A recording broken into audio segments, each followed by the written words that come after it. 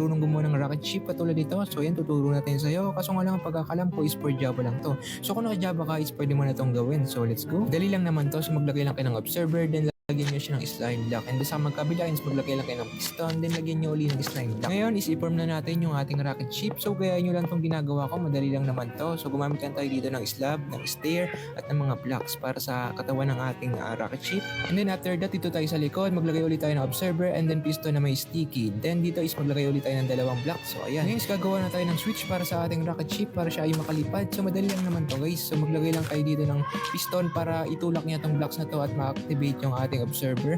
So naglagay lang tayo dito ng redstone para may switch tayo. Then maglalagay tayo ng lever sa may taas niyan.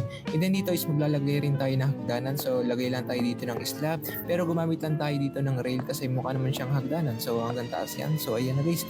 Ngayon isa-try na natin siya kung gumagana ba itong pinaggagawa natin. So click nyo lang yan. Then yan. So ayan, gumagana na siya. Pwede nyo na matupad yung pangarap nyo makapunta sa Mars. At kung gusto nyo papanoodin yung ibang video nito is i-upload natin to sa ating YouTube. Pero hindi pa ngayon dahil bukas pa natin to i-upload sa YouTube dahil nag-edit pa tayo. So ayun lang.